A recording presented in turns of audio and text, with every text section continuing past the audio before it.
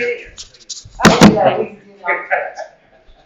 All righty. Well, welcome, very many welcomes and thank yous for being here today. I'm Barbara Teal. I'm the chairperson of the Adams County Democrats, and we're very excited to have 3 strong candidates here with us today, and happy that you're all here too. Treats over there. I'm going to take care of the housekeeping. We have a compost barrel. All extra food and paper goods can go in the compost barrel. Please get up at any time and help yourself to those. And I'm going to talk about our welcome table a little before we get started with the candidates, just so you're aware of what is here, if anything would benefit you. I've already tried to make sure everybody had Choose Democracy sticker, or whatever you enjoyed putting that on. If you did not get an email about this event, then it's likely that we don't have the correct email for you, and you need to update your information, your contact information. So you can do that when we're all done. You can come over and fill out one of these for that. This Thursday is our Democratic caucus, our Democratic Presidential Caucus. If you're not exactly sure when and where that is, pick up one of our refrigerator reminders before you go. It will be here in Council, and it's from 5 to 8 at the Council Valley Free Library. And then the last thing I want to talk to you about before I turn it over to the candidates, who I'm going to let introduce themselves, is a project that I'm starting this summer, and I'll probably get started in July, because I have to be in California during June, called Progressive Turnout Workshops. Progressive Turnout Workshops are about getting together, small groups, bring your coolers, bring your snacks, bring whatever makes you comfortable, and we'll just fill out postcards to send to voters, progressive voters, to get out the vote. I'll be organizing that. I'll be sending out emails. You let me know if you're going to be coming to the next one. I'll order the stuff, and we'll get together and have a fun time. And as I said, you can come to 1, you can come to 2, you can come to 10, whatever works with your schedule. Every little bit benefits. The Progressive Turnout organization has found that postcards and letters really do seem to be the most effective way to bring out the vote of our of people that are sort of like, does it really make a difference? It always makes a difference. If for no other reason than it sends a message. We care, huh? We care. Okay, we're going to start off today. We have, let's give a warm welcome first to Vicki, Kaylee, and Bill. Thank you for that. Vicki and Bill came all the way down from Lewiston. Right. And Kaylee came up from Meridian? Eagle. Okay, and so we're really happy to have them come this far to introduce themselves, tell us what why they're running for office, and what their priorities are, and answer your questions, of course. Okay, Vicki, let's start with you.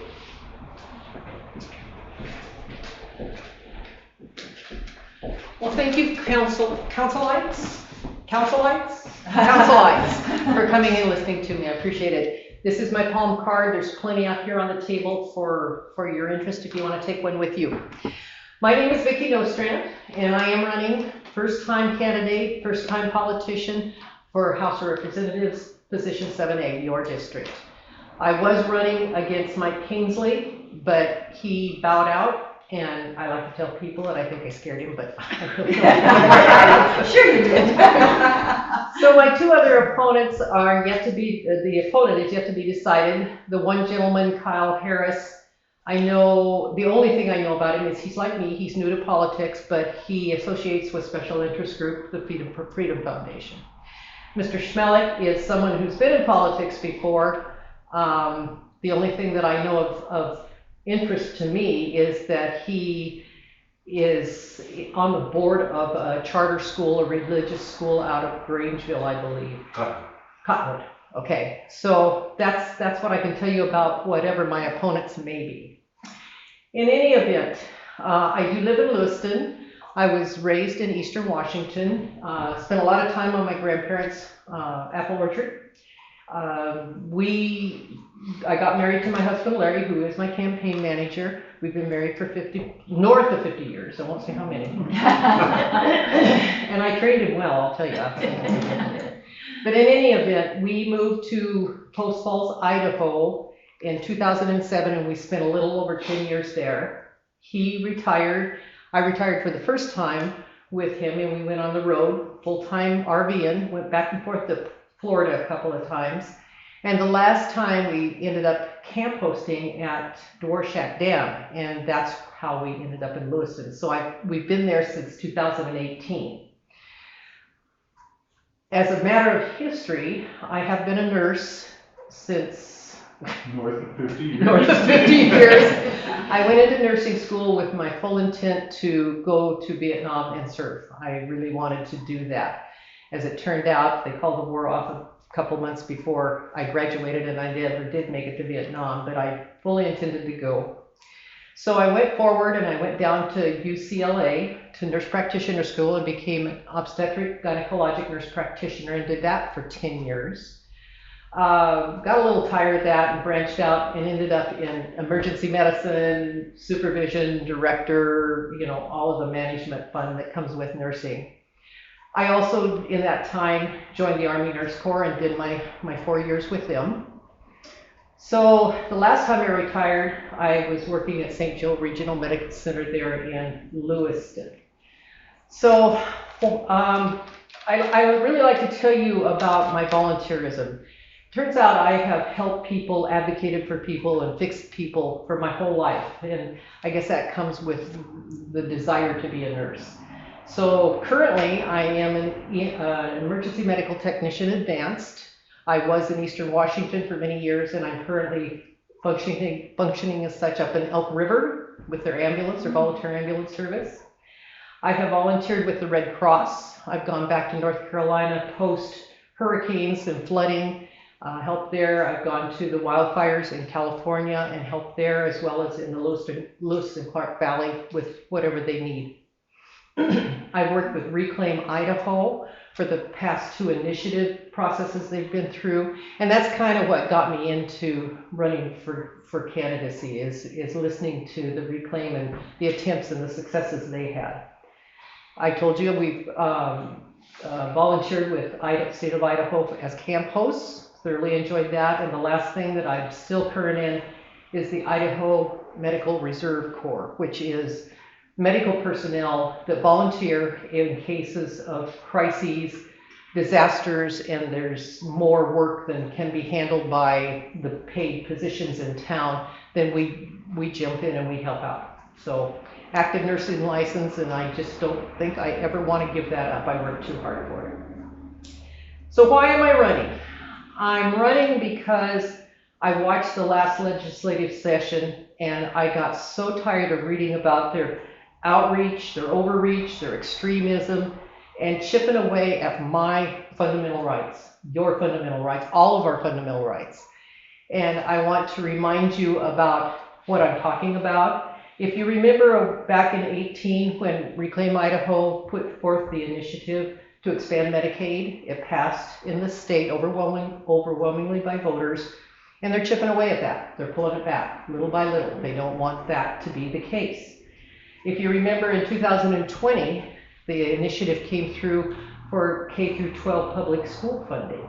That passed with a majority. And slowly but surely, they're chipping away at that. They don't really want those funds devoted to public schools. They want it devoted to charter, religious, and homeschooling, voucher programs. And lastly, in 2022, the initiative process, the people behind Reclaim Idaho saw what was coming, and so they put through this initiative process so that we would have that ability. It was taken away a few years back. I can't recite you the year that the legislature decided that they didn't want that initiative process in the state anymore. And slowly but surely, they're pinching that too. They have decreased the timeline for us to collect signatures, and they have made it much more stringent to where it's pretty much impossible to get an initiative passed in the state. For you and me, for our grassroots effort to tell them what we want that they apparently aren't listening to and don't want to have, I guess. So my platform, I've got four big ones. There's more, and I have a lot to learn, admittedly, a lot to learn. But my four top priorities for me are K through 12 funding. I think that in rural Idaho, most of us live in Idaho for the rural experience. We love the rural setting, and Council is certainly one of those. And these schools are the bedrock of a community, and the schools are crumbling. These small communities cannot compete with recruitment and retention of good teachers. There's a myriad of things that go into that, including our library issues that I won't touch on any further. But we've got to improve those to give the kids the basic understanding in the 3 R's and go on to whether it be college or vocational schools. They just need that, and we have to help them. And I do not want taxpayer money going to vouchers, to charters, to religious, or to homeschooling funding. I just don't think that that's right. I want to definitely revisit the maternal health issue. That is the catalyst that got me right here today. The maternal health and the pregnancy termination issue. I am pro-choice, and I have been from way back when I was the nurse practitioner. But if you set aside the pregnancy termination issue, which is kind of a hot button, it's an opinion, everybody has their own, and they're entitled to that opinion. I just don't want my opinion impacted either. But there's ramifications to the legislation as it stands now. And what I go into a little bit is, for me personally, we were foster parents to 2 children way back. And I think you could all agree that the foster system is far from perfect. And those children that come through the foster system are damaged children. It isn't, I was naive. I thought if I gave them enough love that they would turn out fine. That is far from the truth. They are damaged. And if you have unwanted pregnancies, I can't help but believe that you're going to have a greater foster children population. I think that's one. Secondly, you've probably been reading, I'm worried about maternal health, but everybody's health.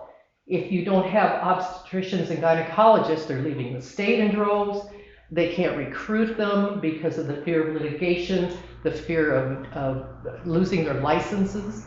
And if you have a gynecologic diagnosis that needs to be seen soon, and the extreme I'll give you, but it's real, is ovarian cancer. There is no test, no diagnostic ability to find out if you have ovarian cancer until it's way advanced and you have paid, and you better be able to get into a position and get it treatment started and or something done with it.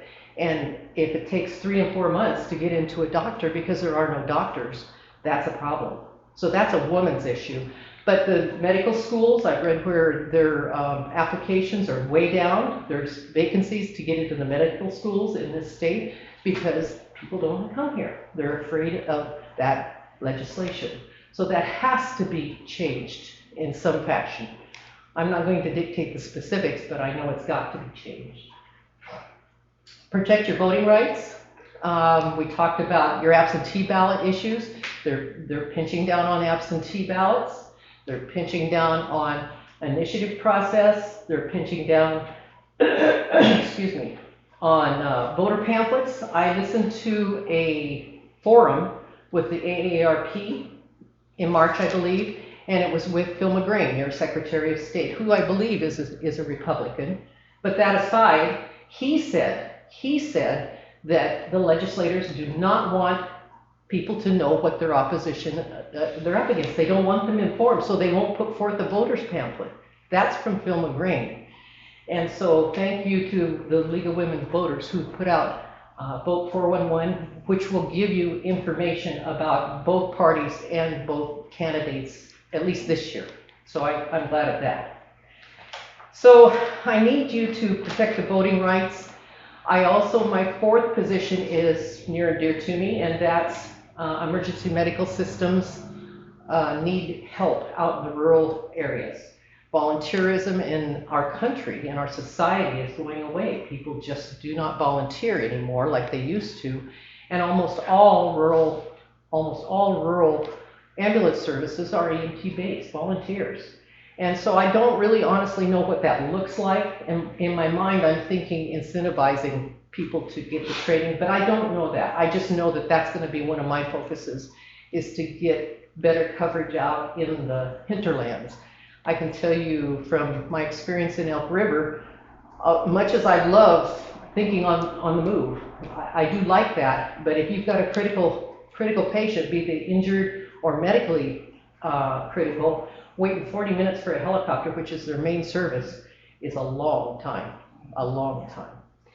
So those are the things that really drove me, and I know at the end of the last legislative session, as I said, my passion is the maternal health care issue, and I know that they wouldn't even address it. They wouldn't bring it up to talk about it again, in spite of everything that the public has been saying, and they know about the doctor numbers, they know all that. They wouldn't address it. What they did address was giving themselves a pay raise and talking about cannibalism in Idaho. So that's the way they wrapped up their session. So there you have, in a nutshell, what I believe and what I strive for. If you have any questions for me, if you have any other needs, you can get a hold of me through my palm card, or I'll give you addresses. And thank you very much. I got a question though. Okay.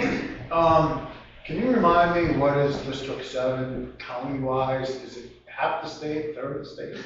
Feels like it. It feels like they just shifted it from. Yeah, We used see, to that's be in why I District can- 9. What's that? We used to be in District 9, and now we're in District 7, so it's Yeah, been well, really confusing it for is us Adams Adams people. County, Yeah, Idaho County, right.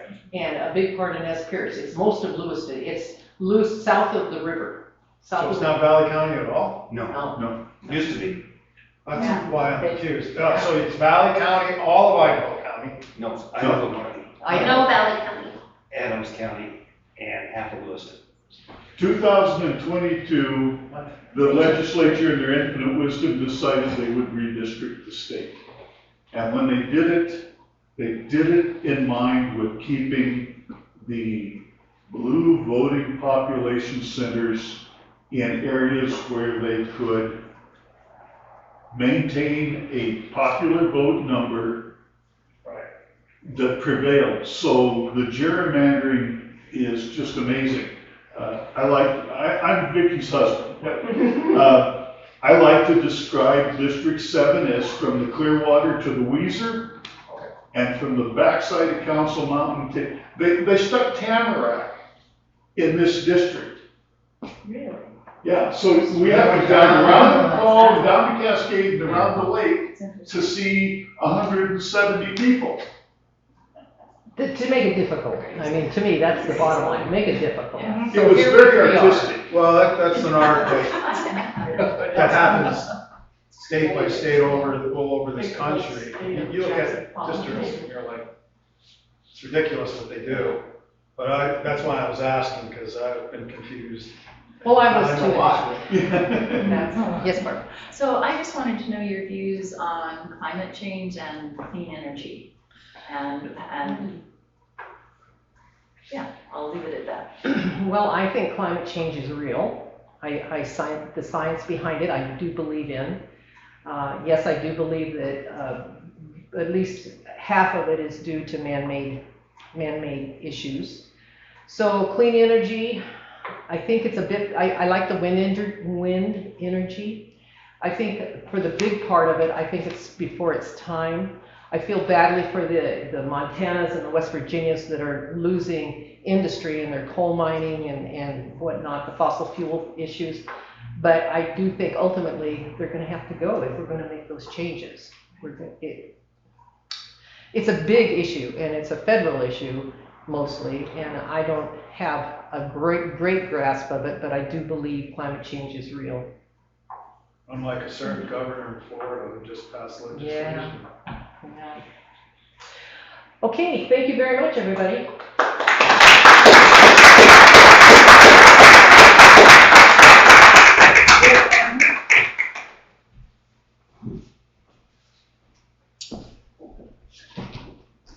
I'm Bill Farmer, and I'm running against Cindy Carlson for District 7 Senate. I never intended to run, and kind of got down to the last seconds of it, and thought, you just can't let people have no Democrats in this race. We're an important constituent, a group of people who care. To tell you a little bit about me, I graduated from Laura High School in 1970, so I'm way too old to run. I joined the Air National Guard, and I was an aerospace ground equipment repairman for a couple of years, and I hated every minute of it. I hated being the Air Guard. And so my roommate came home and he says, I'm going to join the Navy. I'm going to go to the nuclear Navy, and I'm going to be in there for 6 years. And you can go in as a re-enlistee. And so I said, that sounds cool. So I joined the Navy, he didn't. I joined the Navy, and they put me off the coast of Vietnam for a couple of years. My home port was in Yokosuka, Japan. It was a pretty nice time for me. It really was. They gave us steak and lobster on the fantail of the ship, and we did our jobs, and you know, it was a pretty nice time. So I came back and I finished my school at Boise State University. I graduated with a communication degree because I hated business too. So I graduated with a communication degree. My wife told me that she wouldn't marry me unless I had a job. Go figure. Go figure out. So I had been working at the Adult Learning Center teaching English as a second language for my last year in college, and I had just quit them. And they called me up and they said, we've got a job at the prison for you to come in and teach GED. And I thought, well, I've got to do the job interview at least. So I went out there and I said, no, I don't want to do this. And then they called me back, and they called me back 3 times. And I went there and I spent the next 43 years doing various things in the Department of Corrections. I'll tell you a secret, correctional education is the best thing that you can do in teaching. You don't have parents, you don't allow swearing in your classroom, and the students who are really awful leave, and they can come back. And then they leave and they can come back, and they can leave and then they can come back. And so they're really good students, and they make a lot of progress. They want to learn. So I was blessed with having a job, a low-paying job, for the most part, in correctional education, and retired about 5 years ago. So I worked as the state administrator for adult education in the prison system. When the job at Cottonwood came up, this was one of the most innovative programs in the nation at the time, still is probably. But we take people who the judge sentences to a 5 or a 10 or a 15, whatever the judge wants, sentence, they sentence them to that time, and they say, but the judge says, I'm going to keep jurisdiction, and I'm not going to have you go to the parole commission. I'm going to keep jurisdiction for the next, now it's up to a year, but it's really 6 months. For the next 6 months, and if you do well, and if you do the things that that demonstrate citizenship and those things, then I'll let you out on parole and I'll still have jurisdiction over it. And so they get off of parole at that time. It saves the state about 2 prisons. We've been doing it for 50 years. June 6th is the 50th year anniversary for NICI. And they have another program that's similar to that in Boise, and they have one for women as well. So the Writer program is something that I truly believe in. I moved there 32 years ago and thought I'd be there free, and stayed there. So I've done a lot of group work. I was the president of the Idaho Vocational Association, went through those chairs and that sort of thing. So that's kind of about me, right? And I've got 3 children now. Got married, my wife married me. We've been married for 86 years. She's been married for 43, and I've been married for 43. And sometimes that all manages to work together, right? So that should be.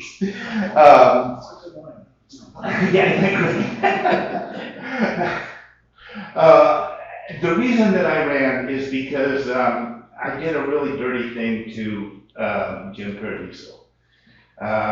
It was the same situation. I called him up and I said, Jim, we just need a placeholder. We know we can get somebody to run for the state legislature. If you'll just put your name there, we will get you out and find somebody else in the next 2 or 3 weeks. 2 or 3 weeks went by, and 2 or 3 weeks went by, and 2 or 3 weeks went by. and his name ended up on the ballot, and he was not happy with me at all. So when they called me up and said, would you like to run? I thought, I did this to Jim. I did it, it's my turn in the box.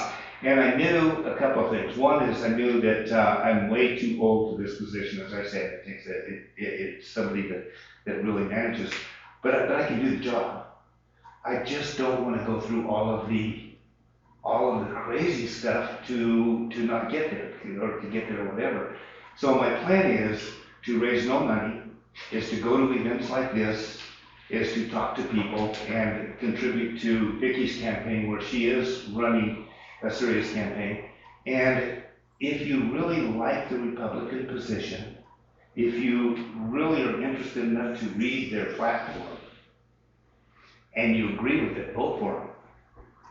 If you don't agree with it, I'm an alternative. You can vote for me, because I'm pretty sensible. I can get along with people. I believe in compromise and in eliminating chaos. I can consolidate budgets and do those kinds of things. I can do the work. I just don't want to do the running. That's somebody else's place to be. But there isn't anybody else right now in Idaho County. My hope is, if I win, that'd be cool. But my hope is that by my running, I'll provide enough information that I'm thinking about it and say, you know what, I got to vote for somebody this time. And it wasn't just Democrats aren't going to make it, but Bill got like 40% of the vote. He did good. So here's what I kind of agree with. This is the Idaho State Party platform, right? It says almost everything that Vicki said. Probably a couple of other things. Quality education, an economy that works for all, equality, justice, and opportunity for all, quality access to health care for every Idahoan, strengthening democracy, fighting extremism and ending corruption, and protecting our natural resources, the climate change stuff. Pretty sensible. This is the Republican platform. They all signed a pledge to say this is true for them and they will stick to it, right? Every one of them signed a pledge. So they said this is what we're about. They've got Article XIX. What's that, 19? 19 articles. I'm going to give everybody here a page. And I want you to just spend some time.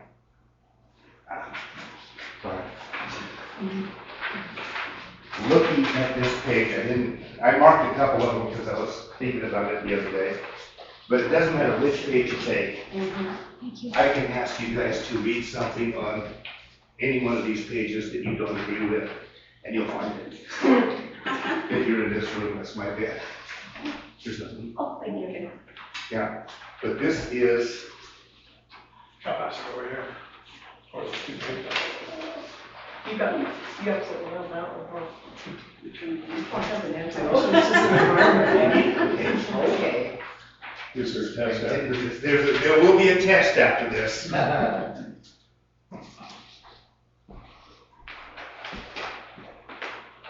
There's still more pages? Yeah. I've got 3 pages up here, and I kept this one.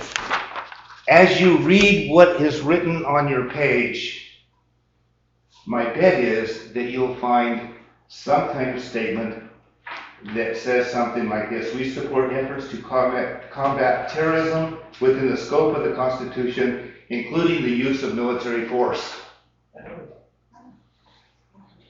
Maybe should I just look for something I do agree with? Huh? You can look for something you agree with. Yeah, it might be easier. Yeah, I'll give you a second page. Oh, well, Yeah. maybe, or maybe not.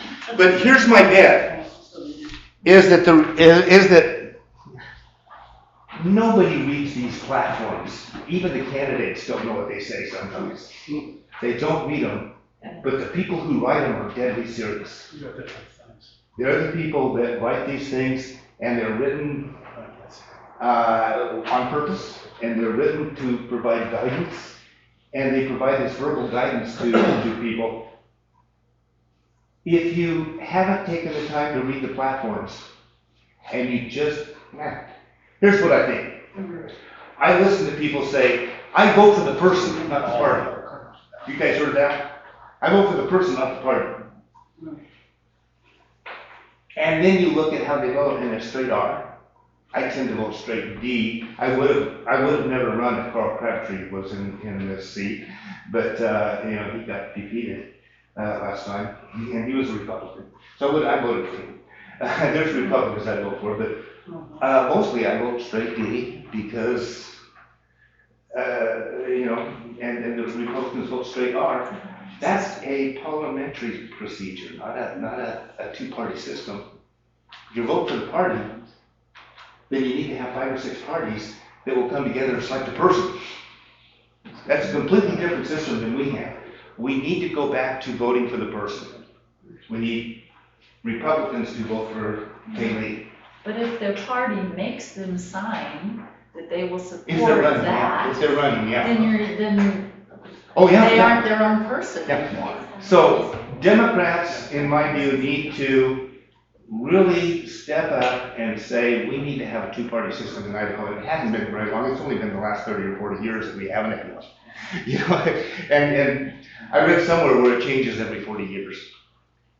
So that's kind of who I am and why I'm doing this.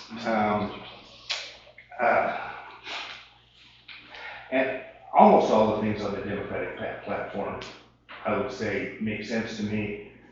But if I got elected, I probably would vote for some things that don't necessarily make sense to me, but make sense to the majority of people. So I believe that legislation is that. It's legislation. It's not my way or the highway, which is what we seem to have now. Mm-hmm. So Bill, I'm assuming you don't think the word compromise is a dirty, bad word. It seems like Republicans now think working with Democrats is like we're the enemy now. I'm going to answer this story. I agree with you on that. But I was in Lewiston at the format, and they had 3 founders of the Lewiston Republican Party, 3 little old ladies. And they were all older than me, and I'm pretty old. And they were sitting there, and me and Brandon Mitchell were teamed up to go talk table to table. And so we gave our little 2-minute speech, and then we would talk table to tables. I sat down at the table, and this woman looked, and she said, I want to talk to you. And she pointed at Brandon Mitchell, and she says, not you, and pointed at me. And she said, I have worked for this party for, I don't know how long, a long time. I have done this, and I've done this, and I've done this. And he says, and you're running around with people that call me a swamp rat. And he said, he was very, very polite. He says, who was doing that? And she says, that guy over there. And I have no idea which one she was pointing to, but that guy over there, he called me a swamp rat, and you're running around and you're agreeing with him and you're being involved with him. This just isn't right. And she was a strong Republican, long-term Republican. That kind of division is interesting to see happen when it happens out in Because public. they were all Republicans. She Yeah. was pointing to. Yeah, they were all Republicans. Yeah. I was left out of it entirely. And she talked to him for like 4 minutes. just it was incredible to watch. But there's frustration about what you're seeing in your hands there. Did anybody find something that just stood out and was egregious? Absolutely. Absolutely. Yeah, I got the public school one, Mm-hmm. and we also had the water one too. That was pretty egregious. The water one's pretty interesting, isn't it? Yeah, like about the not wanting to get rid of any dams and wanting to state control over the water. Take over federal lands. One line that I found was particularly egregious was, we are strongly opposed to any social justice indoctrination that may occur at any level of Idaho's education system. And then they include, i.e. critical race theory, transformative, social emotional learning, diversity, equity and inclusion, replacement theory, queer theory, etc. Didn't say woke in there? That's kind of implied by social justice indoctrination. It's kind of woke in themselves. I was indoctrination, I think. Okay, here's right down my alley, section 5, child support. We support enforcement of child support laws to assure the restoration of parental responsibility, okay. And the enhancement of financial security for children. Yeah, we'll cover them until, they're born, and then they drop like a rock. Yeah, cost us $4.05 for 3 months of lunches for 136,000 Idaho children. They voted against it. Vicki was talking about here in our town, we always have to have a levy to try to get money to support our crumbling school over here. And, there's a few people that are, maybe you're a teacher here, working in council. No, Mr. Mel is here, she could tell you a lot. And, as far as my understanding, because I work with the state auditors all the time, the state does all their funding for schools through the IDF state lands, basically, which eventually they wipe out, I trust me. It's not all the funding. It's not all the funding. It's a I thought it was a lot. substantial amount of funding, but the state, we're spending, what, $1.5 billion no, we're spending more than that. We're spending probably $2.5 billion on schools. That doesn't come from the land, although the land is supposed to be spending that money. I think 75% of it goes to the state. Schools, and 25% of it, if I'm right, goes to the highways and the roads and stuff like that. Is that, I'm pretty close to that? Yeah, and IDL, through all of their land leases and everything, are supposed to be making the split. Yes. But they don't enforce all their leases. There is one business owner in Bayview, Idaho, who holds 3/4 of the shoreline in Scenic Bay, who is in 2016, he was 14 years behind on his lease payments. And he evicted me from a boathouse I was leasing from somebody else, stole some of my equipment, and when I raised the stink with DOL, they told me that they were working with him. To this point, Yeah. but where School funding, they don't. but school funding is huge. I think the state has 67% of the school funding and levies, and is it levies and, Kenny, do you know this? Levies and, Bonds. but bonds, but also the federal money. Is that a part of the 33%, or is that? I'm lost in the statistics. Yeah, I'm kind of messed up on this too. Are you talking about the $2 billion for facilities? No, I'm not. I'm talking about the total funding for schools. The state spends 67%. The school funding comes 67% from the state. And I'm not sure whether levies and federal money make up the other, or just. Federal money makes up some of it. Federal money, yeah, makes Special up some. grants for special Yeah. needs kids. So you got federal money coming in, but it's not a whole lot. And you've got levies, and Grangeville has not passed a levy forever, and I'm terrified that they'll be $6 billion in debt. This county never, Now, Cameo doesn't pass them. I don't know the last time, Dale, do you know the last time a levy was actually passed for school funding? Every 2 years. So the levy that's on the ballot right now, Yeah, it's a 2-year levy, and it's been on the ballot and approved by voters. So you've since passed it every 2 years. 2010-ish. Yeah. But it's increased this year. It went up. yeah, I voted for it. Yeah. Usually it's voted down, I thought. No, it's been approved for the last few years. Last few Well, times. that's a good trend. Yeah. I remember when I know Cottonwood always passes their levy, Grangeville never has. Anyway, I've taken up more time than I need to be taking. Well, it's a good discussion. You really need to listen to what Kaylee has to say, and we need to make sure that we vote for her and get everybody that we know voting for her, because our local politics needs her support back in Washington DC, really badly. So if you vote Democrat, you won't be burned, don't think. This is the time to do it, because we're starting to crash through the barriers, I think. I don't know if it'll happen this year, but it'll happen with me. But it'll happen. Yeah, it'll happen while you're still It'll voting. happen. Okay. I sure hope.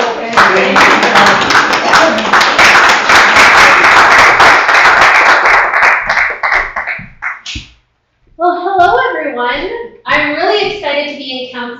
drive through Council constantly. It's a little tricky in the winter, and you have more fog than I expected, but it's beautiful to actually be here and to say hello to everyone. My name is Kaylee Peterson. I'm running for the U.S. House of Representatives in Idaho's 1st Congressional District. If you're not familiar, it's 500 miles long. It goes from the Canadian border all the way down to the Nevada border. It has 19 counties and just under 1 million people. That's bigger than District 7. Yeah, it's a doozy. It includes some of Ada County, but think of it as downtown Boise, and all the liberal voters are not my district. Eagle Road and West Ada County is my district, all the way over to Oregon. So it's a massive district. I come from 6 generations of very old school Idaho farmers who have no idea where I came from. I like to say I've always been very, very political. I started writing the Clinton administration at 8 years old, back in '98, criticizing their handling of Kosovo. I used to call Idaho news talk radio stations when I was 11 and 12 and staying home from school. And I joke often that my policy has gotten a lot better since then, I promise. But really, I got my start as a public speaker and an advocate for diverse youth in Idaho's fostering school systems. And that is really where I learned the power that a voice can have on public policy and grassroots organizing. I also managed a local state representatives campaign in 2008. And I don't know if you're clocking the year, but it was quite a good year to be a Democrat and to work on a Democratic campaign. But then my life took a different direction. I became a mom at 21. My husband Trevor and I have been together for 15 years. I have a 12-year-old daughter and a 7-year-old son. Me and my husband really started at zero. We are a working class family. My husband's a mover. We live paycheck to paycheck. I'm not gonna lie, when we started out, I couldn't afford childcare. So I became a stay-at-home mom. And I had my son. We also became foster parents, had 3 kids at home, making life work. I still remember Charlie Shepard, state representative from Riggins, who denied preschool funding from the federal government at a time when I could not afford preschool for my daughter. And the reason he gave is he said anything that would motivate Idaho women to leave the home and allow strangers to raise her children is not something I can support. And so I joke often that he motivated me to leave the home. But then 2016 happened and I knew I had to get back into public policy. I went back to school in 2020, the end of 2020, so that was a lot of fun.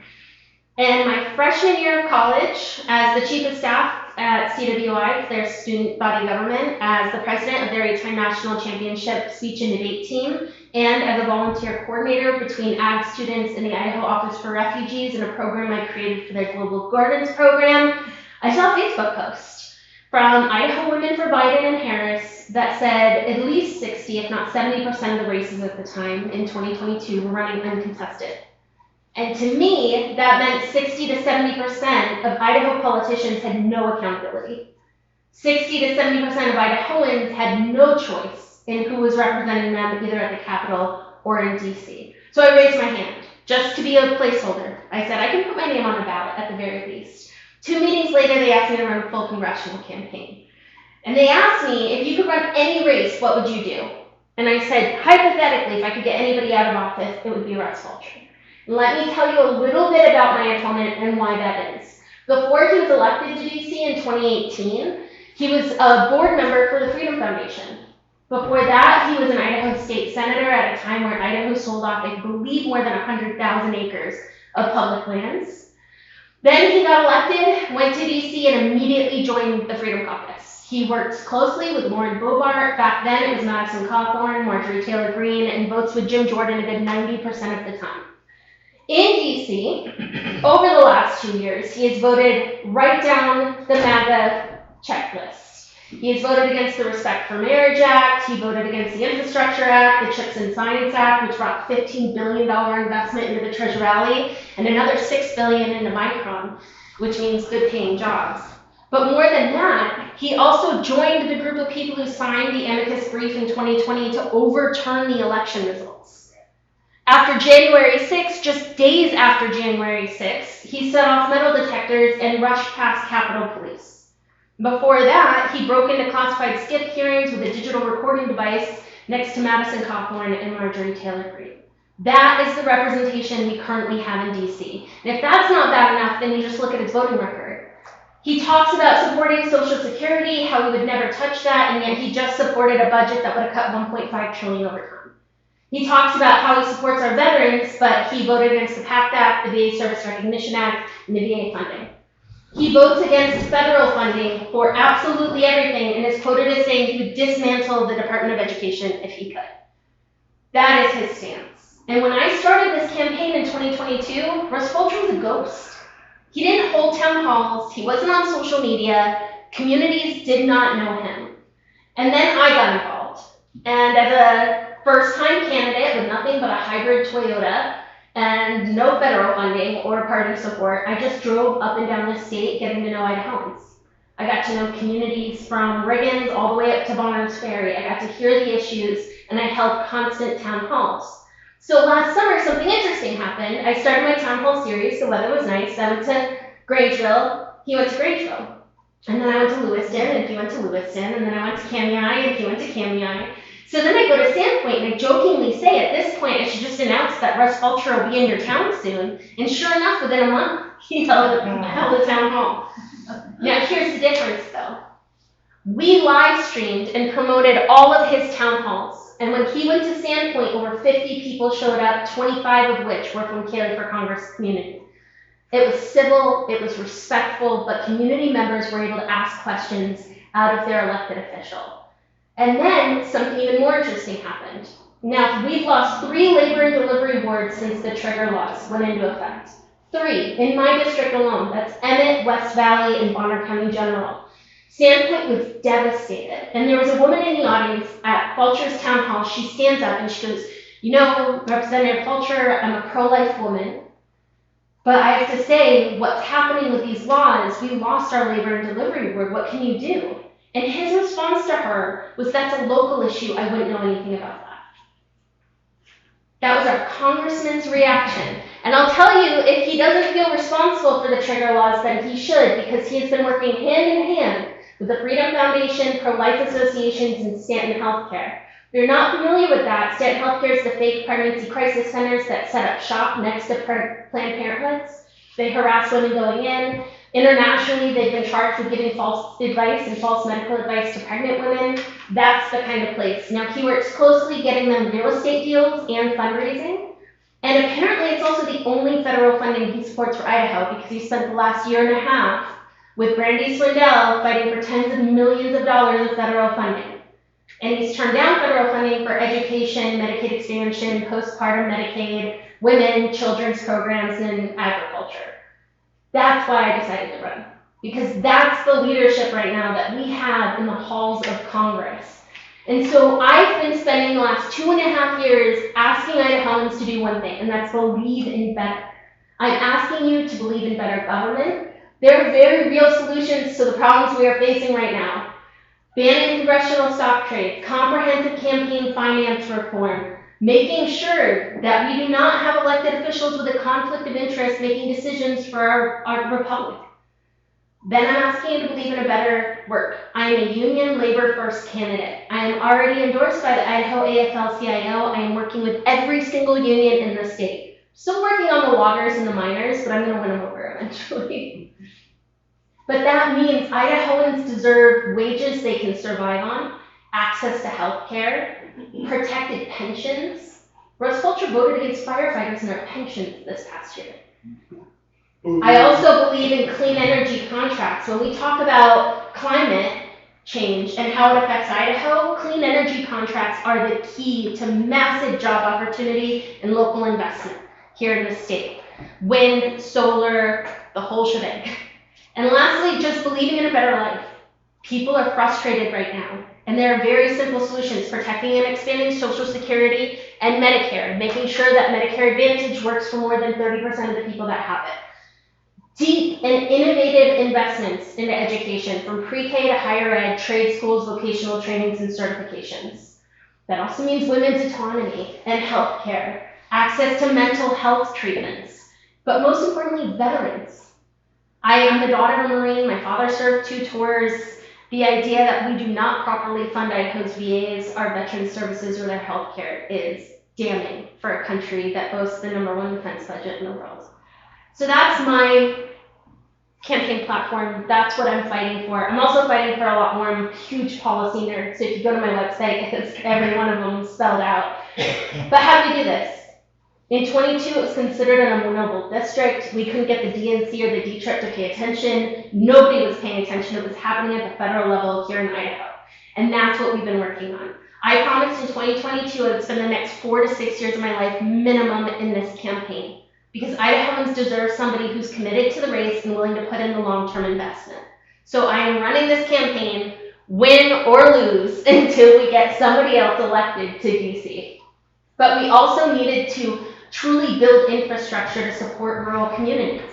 We have our Counties for Kaylee program, where we have incredible Idaho organizers ready to train, mentor, provide scripts, everything that Idahoans in isolated red spaces would need to start organizing at the grassroots level. We are there to help. We also have bi-monthly Zoom meetings. But the truth is, we are a very red state, and the vast majority of Idahoans identify as Republican. So I started my Republican town halls. I am a speech and debate kid. I might have won nationals last year. It is my joy in life.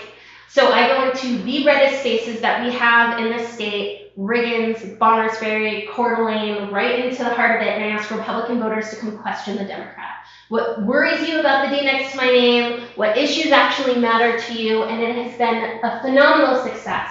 We have held multiple ones in Lewiston. We get old school Republicans who are tired of the nonsense, just want good policy, who come and ask really poignant questions. And it's opened incredible dialogue. It's been so successful, Dorothy Lynn and the Idaho GOP sent us a cease and desist letter. So that's a great sign for us. Based on what? My flyers, they were unhappy because I used an elephant, but I also call myself a Democrat like 5 times on each of the flyers. So. And luckily, most of the constitutional attorneys in Idaho are pretty progressive, so we've got our bases covered. But talking to Republican voters is my specialty. We have to be creative with how we run campaigns. We get to experiment. We get to chart a pathway, not just for this campaign, but for local candidates, for future candidates, so that this district gets real leadership. And that is what we are doing. On the other side of it, though, is we need national attention and resources. So while I've spent the last 2 years, I've gone 41,000 miles since last fall alone, which is more than the circumference of the earth driving this state. But the other side of that is that Idaho voters and donors are tired, and there is a scarcity mindset. And so how do we make up for that? And that is bringing in national attention, national money, national resources. Progressive organizations at the national level that have written off Idaho need to start paying attention. So we've already gotten the endorsement of Vote Common Good, and we're working to bring in trainings that they usually use community churches in rural areas to try and undo the harms of extremism, white nationalism, Christian nationalism in states like ours. We also have the endorsement of Vote Mama, the organization that backed Katie Porter. Because if you're curious, only 3% of Congress are working women with children under 18. So they're working to undo that statistic. Funny statistic, there are 3 times as many white men named John in Congress as there are women with children. Yeah. It might be the Senate specifically, but it's the Congress or the Senate. But we're also working with groups, Common Defense, Vote Vets. I am working with every single federal union, so steelworkers, iron workers, communication workers, food service workers, Teamsters, the Idaho AFL-CIO's federal branch, the National Education Association, we're waiting on that endorsement. We are working with every single group to finally bring in money and resources, and it's working. We've been on 3 national political podcasts, including Midas Touch, Straight White American Jesus, and a new podcast called Girl in the Gov. So over 50% of our donations now are coming from national progressive voters, so that Idahoans are not in this alone. And I'll tell you, for the last 2 years, 98% of my money came from Idaho voters and donors who are trying to donate to every single candidate they could, and they're tired. And now it's not all on their shoulders. So we have a long-term plan, a long-term investment. We're making the nation pay attention. We're making the nation pay for ignoring Idaho for so long and leaving us in this mess. But more than that, we're just bringing Idahoans together over really good policy. We're making sure we're not defined just by our party anymore, but instead on our character, our accountability, our integrity, our transparency, and the policy that we bring to the table. And we need your help. Because the truth is, most campaigns at my level run with $1 to $3 million, non-competitive races. I ran with $70,000 in 2022. So your money goes a lot further in this campaign than it would anywhere else in this country. And the beautiful thing is we've created a team of over 25 people, all Idaho-based, all Idaho organizers with experience in our communities who know how to reach Idaho voters. So your money goes to reach voters and to pay Idaho organizers what they're worth. Because most of them have been working for decades for free. So it's great to be able to offer a fair wage. Then there's the skills. Everybody in this room has a skill or a strength that we can use on a campaign. Yes, there's door knocking and phone banking and postcards. There's also videography, photography. Are you great at graphic design? If you know any former journalists, they make great opposition researchers. If you know somebody who has a skill or a strength, I guarantee there's a way that we can use it to be successful in organizing here in Idaho. So please reach out to the campaign. You can sign up out on the table. Every candidate here has some way for you to get connected. All the contact information on my palm card goes straight to me. So if you have ideas, questions, you want to host a house party, literally anything to get into your community, and I'm there, you can reach out through the palm card. Also bumper stickers and pins and rally signs, so please take whatever you can. Lastly, we are holding a massive national level rally out of Lewiston at the Clearwater Casino, June 21st. We can host over 600 people. There's free food, live music. There's going to be a no-host bar. I don't have that much money. I can't host the bar. We have the union coming. I definitely can't host the bar. But we're having people out down from Sandpoint, Bonners Ferry, all the way up from Boise. It is our chance to see how truly large our community is and how large it has become. This is a party to celebrate all of the work that Idahans have been putting in against extremists like Russ Fulcher, and a chance for me to show my appreciation. So please come celebrate with us if you're free. And other than that, just thank you for coming out. Council is beautiful, and this is such a great location. I appreciate it. Thank you.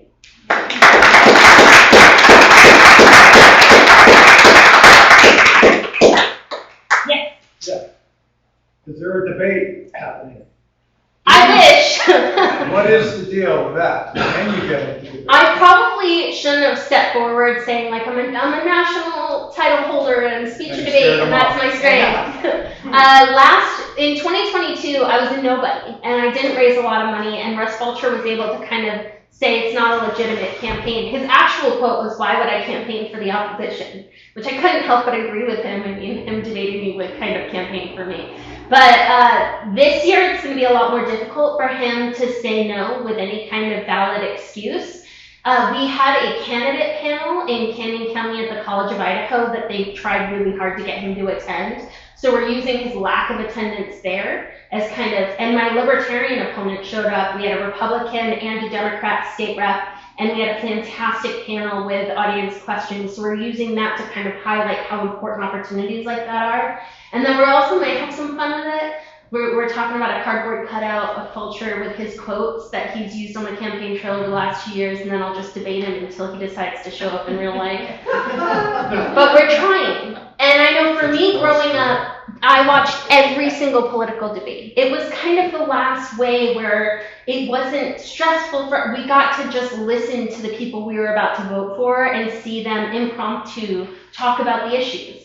And it's not something that's happening more as freely now. So we're working really hard to figure out how to get Fulcher there. I've already said publicly multiple times, I will concede to whatever terms he needs to be comfortable. I would let Fox News host it. Wherever he needs, I would show up for debate. Right. Yeah, we're trying. But you got no response as far as No. date, time, or any. But if you want to do something creative, which is what my campaign's all about, record yourself and call Russ Fulcher's office. Record yourself asking the office for him to show up to a debate and to agree to a debate. And then tag him in social media so he knows that the public is aware that he's getting requests. Where's Russ instead of where's Waldo? Hashtag where's Russ. We actually have used that several times. So yeah. There you go. But I mean, that's the truth. He doesn't have to, and he doesn't feel the need to show up. He doesn't feel the need to put in the work. His campaign, he has over $300,000 in the bank already, and 35% of that gets paid to his daughter, who's his campaign manager. He doesn't campaign because he hasn't had to. So a huge part of our campaign is accountability. We're making Fulcher work for it, and I'm here for it. That's literally what I'm here I for. got a follow-up question. How long has he been the congressman for? 2018, so he's on his third cycle at the federal level, but he was a state senator, I want to say, for 10 years, so 5 cycles. That's all right. I tend to, if I'm off, I'm usually off by like, yeah. I don't know much about him, to be honest with you. Yeah, he went into corporate real estate. I mean, he came up and followed Labrador. So Labrador founded the Freedom Caucus, and then when Labrador and Fulcher both ran for governor, Fulcher stepped down so that Labrador could continue his run and just decided to run for the U.S. House, and that's how he ended up there. I'm open for any questions too. I'm an open book, political, professional, personal. You can ask anything. All right, I got another question. All right. Constitutionally wise, this one bugs me. What do you think about the Electoral College? I struggle with its usefulness now. It's antiquated and it's fundamentally flawed. You want to know why? Why? Because if you're a Democrat in a state like this, your vote, as the popular vote, is nullified. Yes. And it works also if you're a Republican in a Democratic state like California. There's no need. Dale's a historian. I'm kind of a historian. If you look at the Constitution, it is so outdated in so many ways. You know, term limits, Supreme Court justices for life. We're the only country in the world that has that, by the way. Age limits, there's no age limits. There's only for a president. But the number one thing that has changed this country is the Electoral College. And you want to know why? Because 2 presidents, both Bush and Trump, won on the Electoral College. And why did that matter? Because now we got Supreme Court justices that are 6-3. Trump got 3 appointees in a 4-year term. Jimmy Carter never had 1 in a 4-year term. Biden had 2. Bush had 2. The Electoral College is slanted against Democrats. If you got elected, I would love to see you try to change it. Well, I 100% agree, because what happened is, back when it started, it was meant so that cities couldn't just demolish what was left of Southern leadership and government, right? And so it was so that farmers and communities in rural areas weren't completely voiceless. Well, that was the problem is now is they have weaponized the divide between rural America and urban America. You have rural America who thinks that cities are the scum of the earth and everybody who lives there are criminals and it's all this social justice nonsense. And then you've got cities who think that rural America are backwards and conservative and they don't understand. But we've been made to feel that way because of our 2-party systems profiting off of that. Honestly, we have special interests who have spent millions and millions of dollars trying to format messaging to make people angry enough to show up at the polls for their candidate and their cause. And that's not helping the Electoral College at all, because we don't vote by the person anymore, we vote by the party. And whichever party has encompassed an area, and to be completely fair, progressives left rural America behind for a good 2 decades.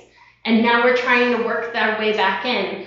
So the Electoral College matters, and I think that if we change that, obviously, but it's going to be a long time before we get the kind of support to actually change that. So the first thing we do is we get money out of campaign finance, we get money out of politics, we start getting back to actual leadership that's just focused on policy instead of party.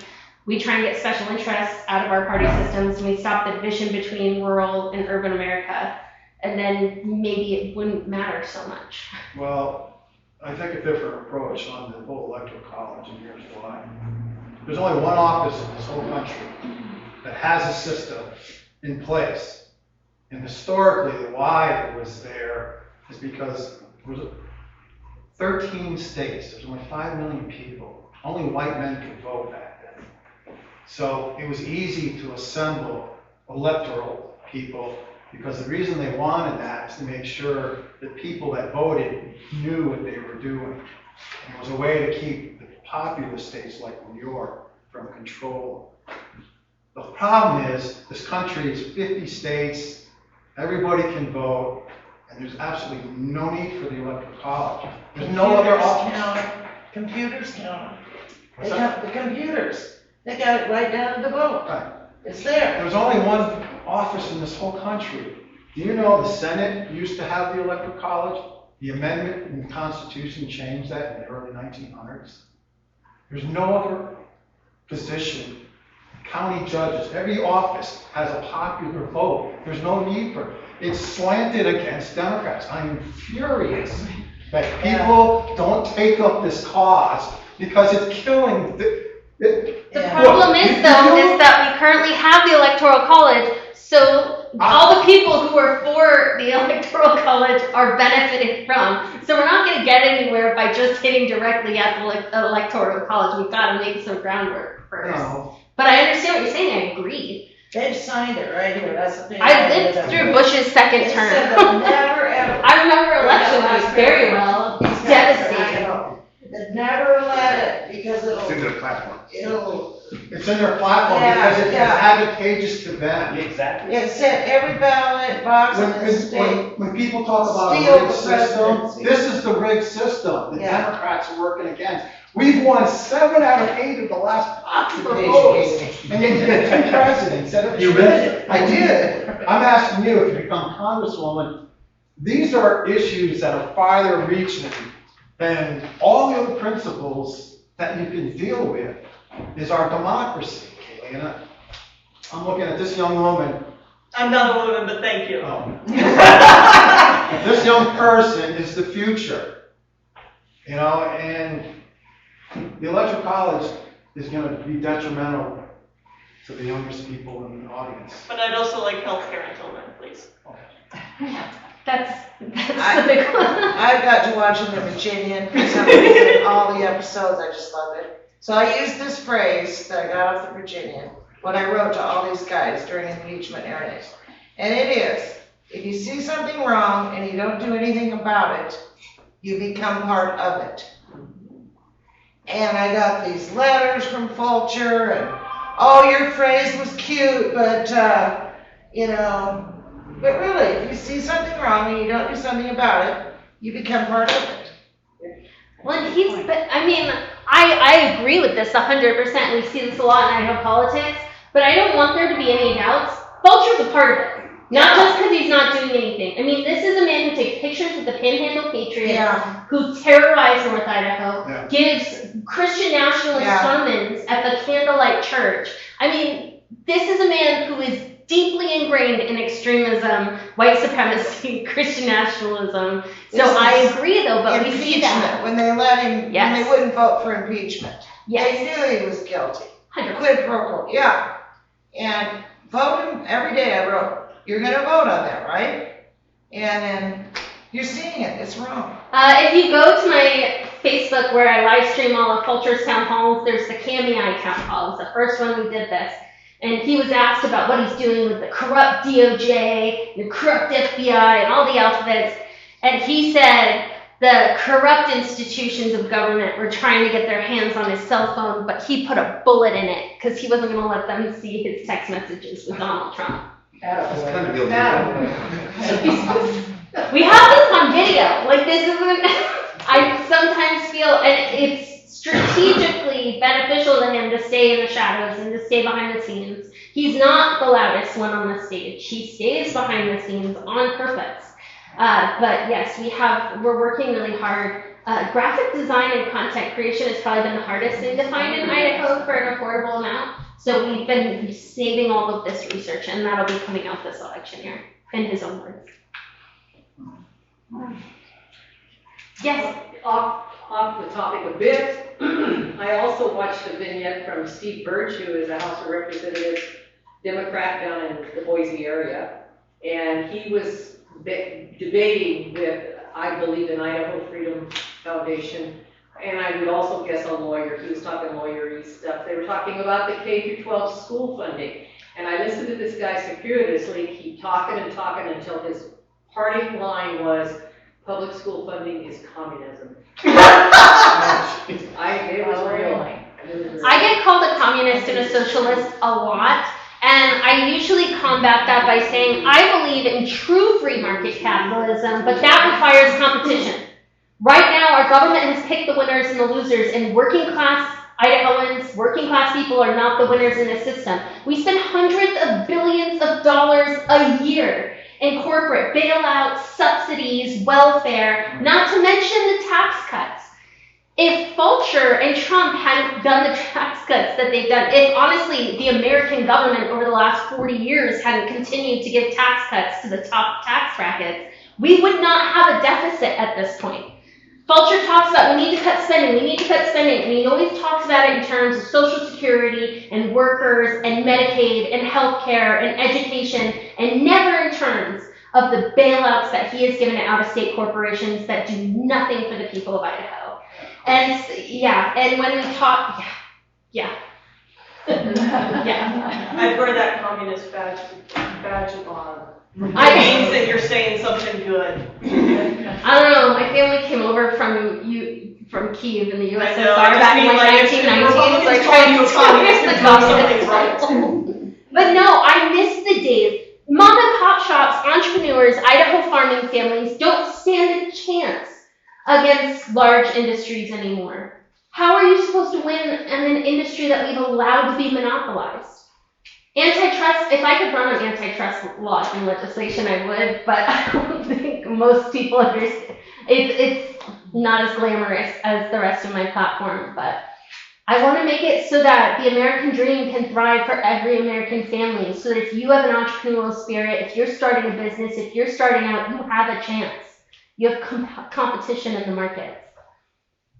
That's a huge one for me. So I'm under my labor platform. What's your thoughts on environment as far as green energy? It's good. Well, I agree, and I also believe that the phase out of fossil fuels will be the greatest invention of mankind. It's very, I wish we could turn back the clock and have leadership that had some forethought into how we transition out fossil fuel industries and working class people. And now all of a sudden we're kind of running out the clock and people are frustrated because they're going to lose jobs. And honestly, this is why we should have been dealing with long-term investment in infrastructure planning with clean new energy. But yes, climate change is real. It's starting, we can watch it just exponentially rise from the 98% of the scientific community agree. And we have to invest comprehensively. So it's not just about wind, it's not just about solar, it's not just about nuclear, it's using all of these different tools to, one, relieve some of the pressure from our power grid, which is stretched very, very thin, and also to help us with not only carbon emissions, but ultimately, in 52 years for oil and 130 years for coal, something around there? Yeah. So my children will be alive for that. So we have to start thinking ahead. And also, I'm pretty excited about fusion. I know we're about 100 years out probably from a full-on infrastructure that can handle that, but at this point, with the rate of growth and how long it takes to get things done, maybe we should start looking at that now. Absolutely. You want a high-paying job, swimming, there's people that get paid to swim in the nuclear reactor tanks. Twice a year, there's a whole job of people who just go into the nuclear reactor tanks and check stuff. Nuclear is frustrating because Idaho has had such a bad experience with improper nuclear investment and growth. Right. And so there's a serious distrust, and it's very valid. But I think that nuclear, if we actually invest, if we actually work on safe programs, if we actually look into how to use it properly, it's the most affordable option that we have right now. But my goal is you invest in research so that we have a multitude of solutions. There are so many incredible solutions to what we're facing right now, but we're not able to actually invest or really spend any time looking at how to implement that nationwide. And how do you feel the ranching community as a whole? Because Idaho is a big ranching community. In what regards? Are you pro-ranching, anti-cattle beef, blah, blah, blah? Yeah, we have cattle on my family property right now. I was like, can you be anti-ranching in Idaho? Yeah, well, I know Is that a that. thing? That's why I'm asking. I've forgotten said that. Yeah, I am definitely, I'm pro-ag, but not big out-of-state corporate ag, which right now get the vast majority of government subsidies and money and federal funding. I want to start looking at sustainable ranching methods. I want to start looking at small Idaho families. I want to start looking at that turnover from one generation to the next. And right now, Idaho's ranchers are really struggling because their kids are leaving the state and they're not coming back. And so I want to make sure that Idaho is a hospitable place for the younger generations who will hopefully take up the mantle and continue on a really, really proud tradition. So yes, I'm very pro-ranch. Okay, it's No, me. yeah, It's me. you. Yay, it's me.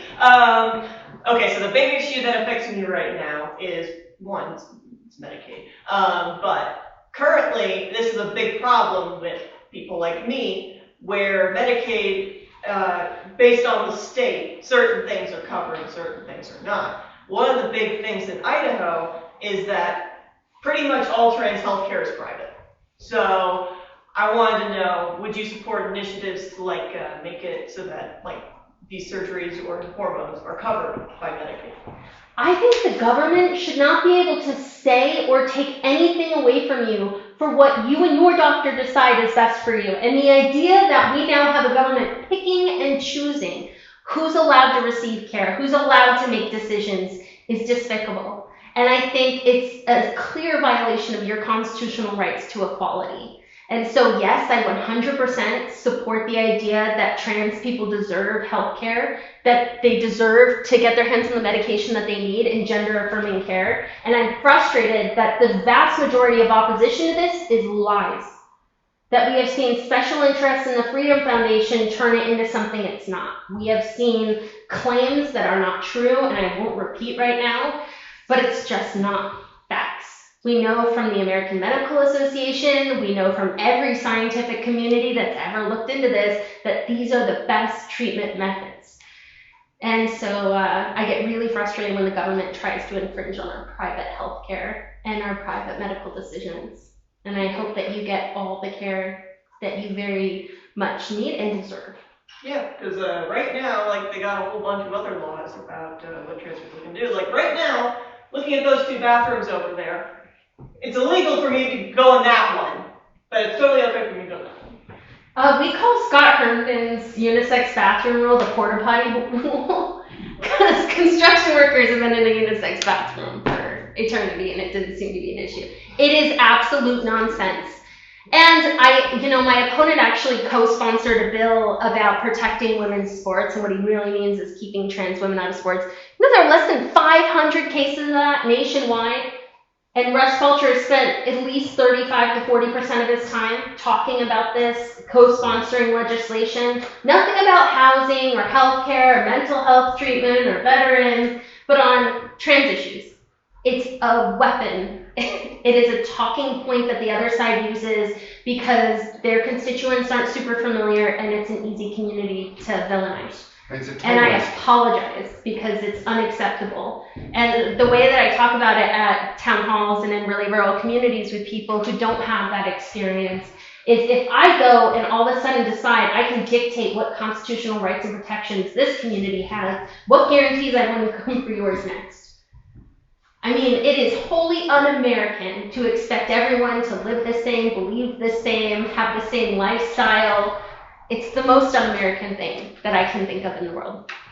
Well, based on history, it seems like that is the most American thing. Not in ideological. To me, the values, when you hear America is the greatest country in the world, we have to earn that.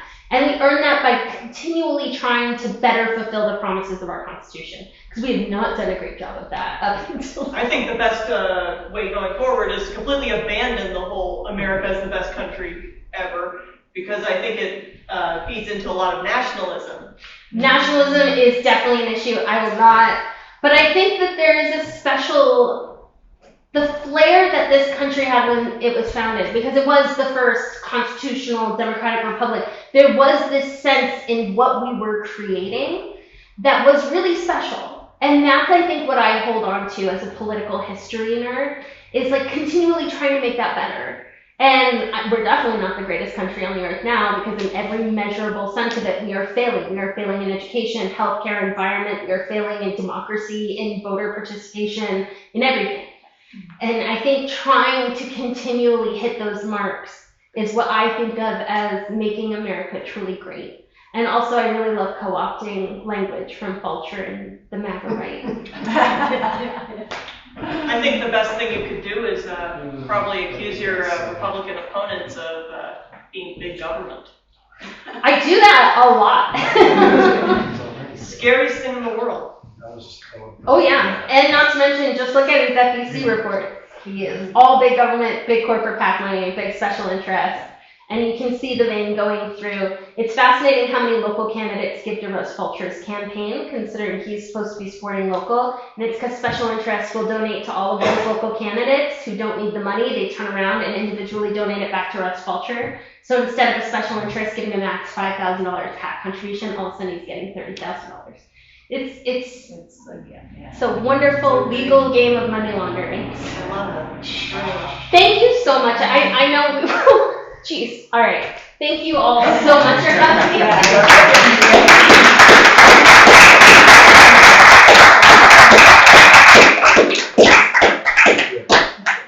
Okay, thank you all for coming. Thanks for the spirited discussion and bringing out different aspects of issues that all of us need to be aware of.